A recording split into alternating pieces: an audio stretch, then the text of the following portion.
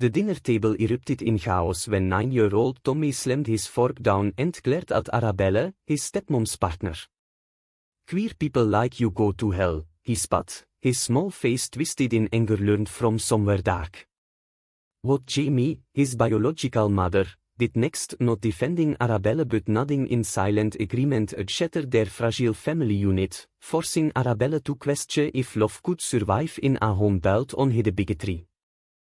Arabelle stared at a steaming plate of lasagna in front of her, the cheese bubbling innocently as if nothing had just imploded. Tommy's words hung in the air like smoke from a fire that had been smoldering for years. She glanced at Jamie, expecting outrage, a mother's fierce protection of their blended family. But Jamie's eyes dropped to her lap, her fingers twisting the napkin into knots. "Tommy, that's not nice," she murmured, her voice barely above a whisper, but there was no conviction, no fire. Arabelle's heart plummeted. This wasn't just a kid parroting something from school or TV, this was the poison seeping from the roots of their life together. Hij had met 3 years ago at a community center in Seattle, where Arabelle volunteered for LGBTQ+ youth programs and Jamie attended parenting workshops. Arabelle, with her no-nonsense attitude honed from years as a high school teacher, had been drawn to Jamie's quiet strength, the way she balanced single motherhood with a demanding job as a nurse. Their first date was simple along Puget Sound, talking about dreams and fears. Jamie had confessed her bisexuality early on, how she'd married young to Tommy's father, a conservative man from a religious family, only for it to end in divorce when she couldn't deny her true self anymore. Arabelle had shared her own story, coming out in college, losing friends, but gaining a sense of freedom. They fell in love slowly, building a life that included Tommy, who at 6 had seemed open, calling Arabelle auntie at first, then just Arabelle with hugs. But cracks had appeared subtly. Jamie's parents, devout Catholics from a small town in Idaho, visited rarely and always with tight smiles. They whisper about lifestyles and influences on Tommy. Arabelle brushed it off, thinking time would heal. Now, as Tommy crossed his arms defiantly, echoing sentiments that sounded eerily like his grandparents, Arabelle realized the healing hadn't happened. "Where did you hear that, buddy?" Arabelle asked, keeping her tone steady, though her pulse raced. Tommy shrugged. "Grandpa said it. And at church camp last summer." Jamie finally looked up, her blue eyes pleading. "Arabelle, he is just a kid. He doesn't understand." But the way she said it felt like a deflection, not a defense. That night, after Tommy was tucked in with a story, Arabelle reading it as always, her voice strained, the two women sat on the couch in their cozy living room, the one they decorated with photos of the 3 of them at parks and holidays. "We need to talk about this," Arabelle said, her hand reaching for Jamie's. Jamie pulled away slightly, a gesture that stung like a slap. "My parents. Have been talking to him more. Calling him without me knowing." Arabelle's jaw tightened. "And you didn't stop it?" Jamie sighed, rubbing her temples. "They're family, Arabelle. He can't just cut them off. Tommy needs grandparents." The argument escalated, voices low but sharp. Arabelle accused Jamie of enabling hate. Jamie countered that Arabelle was overreacting, that kids say stupid things. By midnight, they slept back to back, the bed a chasm. The next morning, Arabelle woke to the smell of coffee and the sound of Jamie on the phone. "Yes, Mom, I know.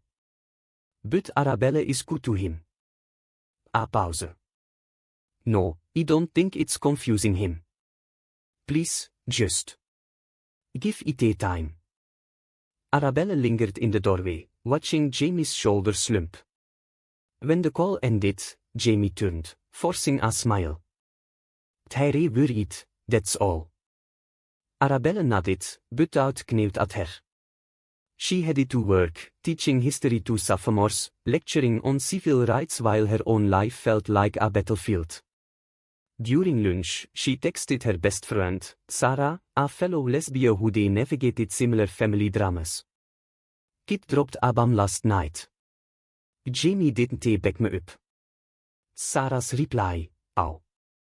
Talk it out. But don't ignore red flags. Back home, Tommy was unusually quiet, drawing at the kitchen table. Arabella sat beside him. Hey, about what you said. Why do you think that? He looked up, innocent eyes wide. Because God says so. Grandpa read it in the Bible. Arabella swallowed hard, choosing words carefully. People interpret the Bible differently. Love is love, Tommy. Me and your mom, we love each other. He frowned, then shrugged and went back to drawing. Jamie watched from the doorway, her expression unreadable. That evening, as they prepared dinner together, Jamie admitted, he grew up with that stuff. It's hard to shake. Arabella nodded, but inside, fear bloomed. What if Jamie couldn't shake it? What if this family was a house of cards? Over the next week, tension simmered. Arabella suggested family therapy. Jamie hesitated, citing cost and time. Tommy schoolcalled. He got into a fight defending his real family. Arabella picked him up, listening to his tearful explanation. The kids said you and mom are weird. On the drive home, Arabella explained diversity gently, but Tommy tuned out. That night, Jamie's parents announced a surprise visit. Arabella braced herself, knowing this could be the tipping point. As they arrived, laden with gifts for Tommy, their eyes skimmed over Arabella like she was furniture. Dinner was polite but strained. When Tommy repeated his hell comment casually, Grandpa nodded approvingly. That's right, son. The good book doesn't lie. Jamie said nothing, her fork clinking against the plate. Arabella excused herself, heart pounding, wondering if Silas was betrayal. The visit dragged on. Grandma pulled Jamie aside for girl talk, emerging with Jamie looking pale. Later, in bed, Jamie confessed, hij want me to think about Tommy's future. College, marriage. Hij say our life might hold him back. Arabella sat up. And what do you say?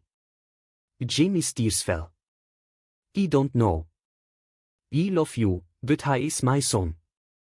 The words cut deep, exposing the fault lines. Arabella lay awake, realizing love alone might not be enough. The next day, as the grandparents left, Grandpa shook Tommy's hand. Remember what we talked about? Arabella watched, a knot in her stomach. This wasn't just prejudice, it was a campaign. Weeks turned into a fragile routine, but the undercurrent of unease never faded. Arabella threw herself into work, organizing a school event for Pride Month, channeling her frustration into advocacy. Jamie noticed, commenting one evening as they washed dishes, "You were pulling away." Arabella paused, suds dripping from her hands. "Me? Or are you pushing?" The accusation hung, leading to another hushed argument. Jamie defended her inaction, confronting my parents means losing them. They've been there through everything, the divorce, Tommy's birth. Arabella countered, but they tearing us apart. Choose, Jamie. US or them. It was the first time she issued an ultimatum, and it tasted bitter. Tommy, sensing the rift, acted out more. Bedtime stories became battles. He refused Arabella's hugs. One afternoon, Arabella found him in his room, staring at a family photo from before him, Jamie, and his dad. "Do you miss your dad?" Arabella asked softly. Tommy nodded. "He says you were okay, but Grandpa doesn't." Arabella's ex-husband, Mark, was surprisingly supportive, having moved on with his own life. But the grandparents' influence loomed larger. That night, Arabella suggested a family outing to rebuild bonds, a hike in the Olympic National Park. Jamie agreed eagerly, perhaps too eagerly, as if grasping at normalcy. The hike started promisingly, laughter echoing through the trees, Tommy racing ahead. But at a scenic overlook, Tommy pointed at two women holding hands on the trail. "Are they going to hell too?" he asked loudly. Hikers nearby glanced over. Arabella felt heat rise in her cheeks. Jamie shushed him quickly. "Tommy, nummer." But later, alone on a bench, Jamie admitted, "I worry he is right sometimes. What if we're damaging him?" Arabella's world tilted. "You think our love is damaged?" The hike ended in silence, the drive home heavy with unspoken words. Back in Seattle, Arabella sought solace in therapy. Her counselor, Dr. Ellis, a wise woman in her 50s, listened patiently.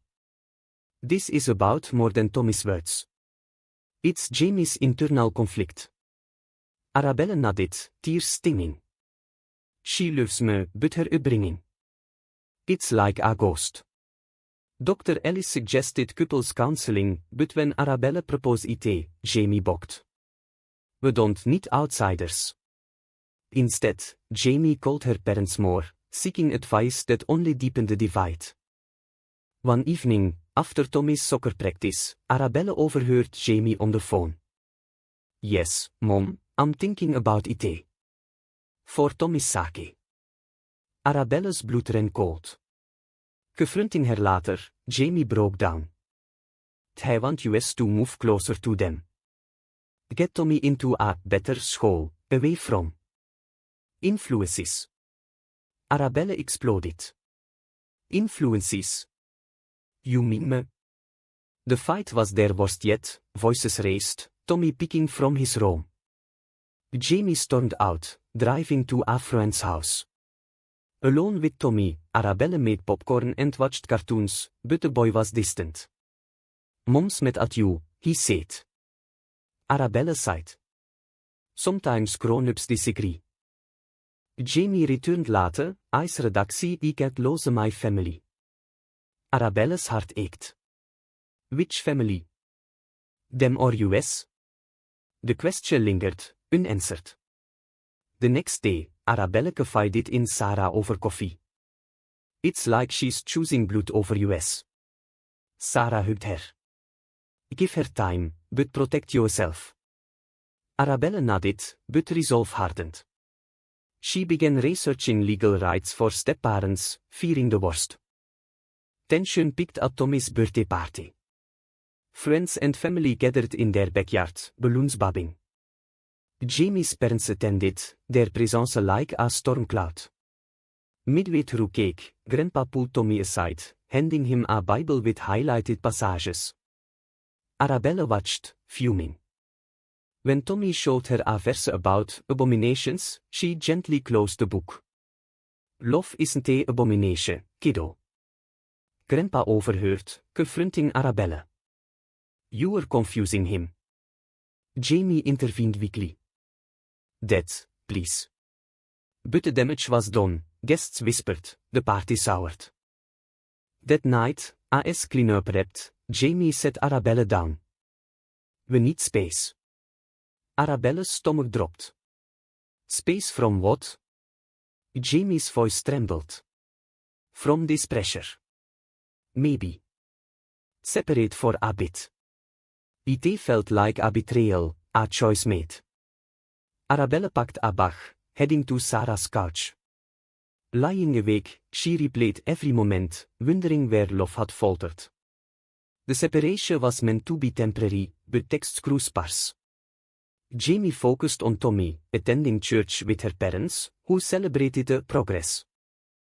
Arabella threw herself into activism, speaking at local events about family acceptance. One night, at a panel, she shared her story anonymously, the crowd's empathy a balm. But returning to Sarah's, loneliness hit hard. She missed Jamie's laugh, Tommy's energy. "A week in," Jamie called. "Tommy asks about you." Arabella's hope flickered. "And you?" Silence. I miss you, but I need to figure this out. The call ended ambiguously, leaving Arabelle in limbo. The separation stretched into a month, each day a grind for Arabelle. She rented a small apartment downtown, filling it with books and plans to combat the emptiness. Work became her anchor, but students noticed her distraction. Ms. Rivera, you okay? One asked. Arabelle forced a smile. Just life, kid. Privately, she journaled her turmoil, the love she felt for Jamie clashing with the pain of conditional acceptance. Jamie, meanwhile, navigated her own storm. Living with Tommy in their house felt hollow without Arabelle's presence. Her parents visited often, praising her return to sense. But at night, doubts crept in.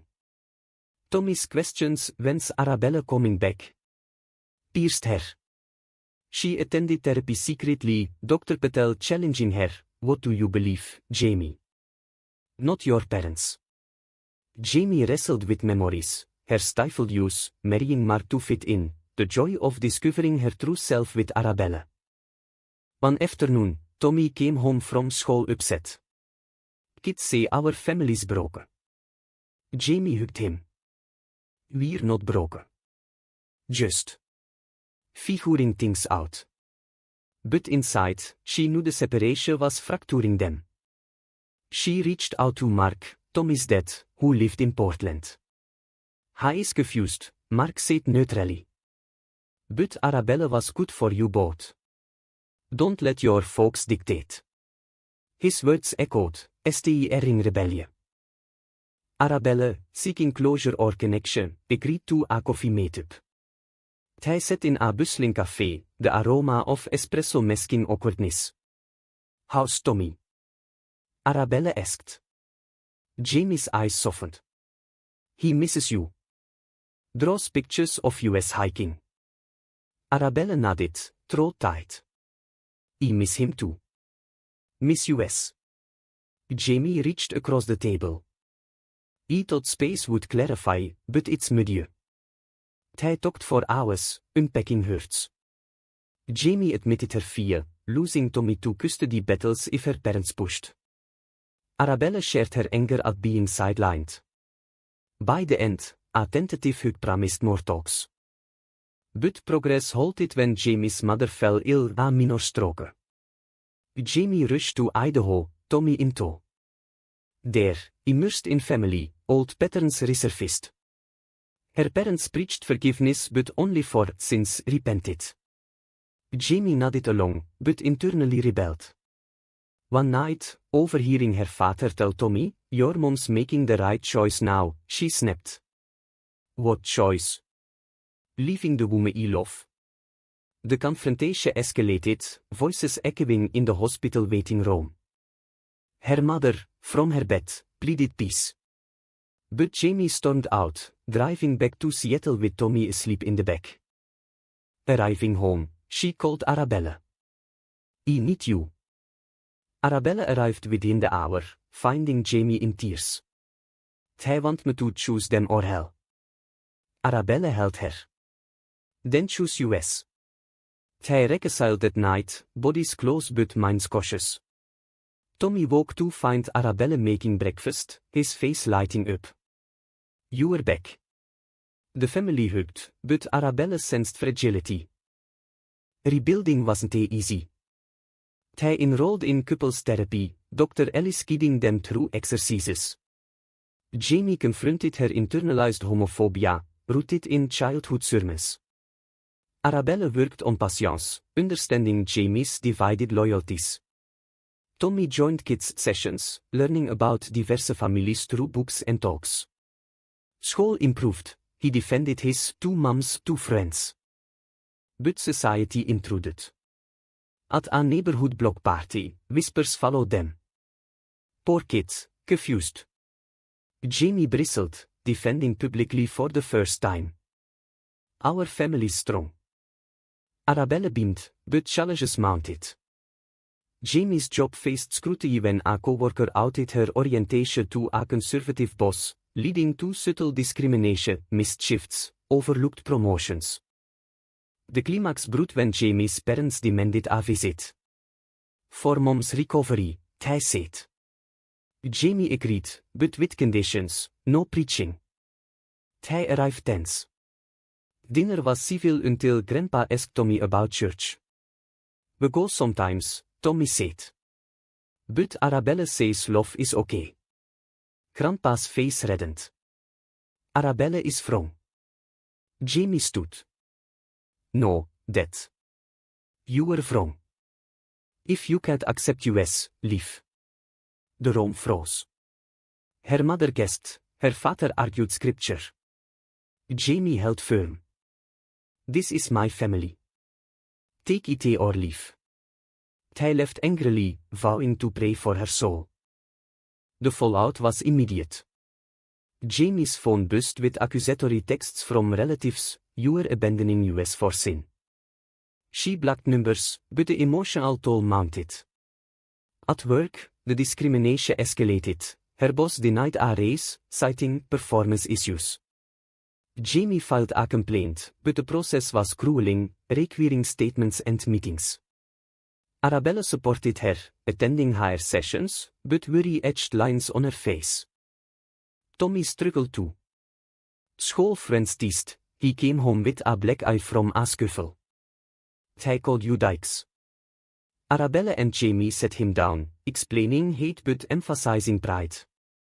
We're a team, Arabella said. Tommy nodded, but his innocence dimmed. Family therapy intensified, Dr. Ellis praising their progress but warning of backslides. Arabella faced her own battles. At school, a parent complained about her agenda in lessons, citing pride events. The principal backed her, but the scrutiny stung. One evening, exhausted, Arabella snapped at Jamie over dinner. This is the price. Constant fight? Jamie's eyes welled. Is it worth it? The question hung, testing their bond. They argued, rehashing old hurts, but ended in apologies, reaffirming commitment. A turning point came at a local LGBTQ+ rally. Jamie, inspired by Arabella's activism, spoke on stage about her journey from denial to defiance. He almost lost everything to fear. But love won. The crowd cheered, Tommy watched proudly. Media picked up the story, a local paper featuring them as a family fighting prejudice. Support poured in: letters, donations for therapy. But backlash followed: online trolls, anonymous calls. Their home felt under siege. Jamie wavered one night, scrolling hate comments. What if they're right? What if I'm hurting Tommy? Arabella knelt before her. Look at him. He is happy, learning empathy. That's not it. Jamie nodded, but doubt lingered. The next day, Mark visited, offering co-parenting advice. You were doing good. Ignore the noise. His endorsement bolstered Jamie. As summer faded, Jamie's mother reached out tentatively. I miss my grandson. Jamie met her halfway, in a neutral café. Accept US all, or nothing. Her mother tearfully agreed to try, attending a family dinner weeks later. It was awkward small talk skirting religion, but a start. Grandpa stayed away, his absence a quiet victory. Yet, mending brought new conflicts. Jamie's promotion came through after the complaint, but with resentment from colleagues. Arabella's school event succeeded, but she lost a friend who sided with the complaining parent. Tommy thrived, joining a diverse kids club, but occasional nightmares revealed trauma. In therapy, they dissected decisions: Jamie's initial silence as a survival mechanism, Arabella's ultimatum as self-preservation. Every choice has a cost, Dr. Ellis said. They paid in tears, sleepless nights, but gained resilience. One crisp fall day, at the same park where they first walked, Arabella proposed properly with a ring. Through hell or high water. Jamie accepted, tears of joy. Tommy cheered, tossing leaves. The family felt whole, but scarce remained. The wedding was intimate, in a Seattle garden under blooming cherry trees. Friends and Mark attended. Jamie's mother came alone, her smile genuine if tentative. Vows exchanged, they promised to face storms together. Tommy borderings, beaming. Honeymoon was a family trip to Hawaii, beaches, laughter, healing. But reality intruded upon return. Jamie's father sent a letter, repent before it's too late. She burned it, but the words haunted. At work, a new policy favored inclusivity, thanks partly to her advocacy. Arabella's school adopted better diversity training. Tommy excelled, his art depicting my mom's heroically. Yet, doubts surfaced in quiet moments. Jamie wondered if cutting ties was too harsh. Arabella questioned if forgiveness came too easy. Society's case lingered stairs at PTA meetings, hushed comments. Hij countered with community, joining support groups, volunteering. One evening, over wine, Jamie reflected. He almost chose a fear. Arabella squeezed her hand. But you chose a US. Tommy, eavesdropping, chimed in. I'm glad. Hell sounds boring anyway. Hij left, the moment light amid heaviness. As years hinted at passing Tommy turning 10, the family stronger, the story's core remained, choices define US. Jamie's stand saved them, but at what cost? Lost kin, battled bias, reshaped souls. Was Jamie's decision to confront her family's prejudice the ultimate act of love, or did it irreparably fracture bonds that could have mended with time?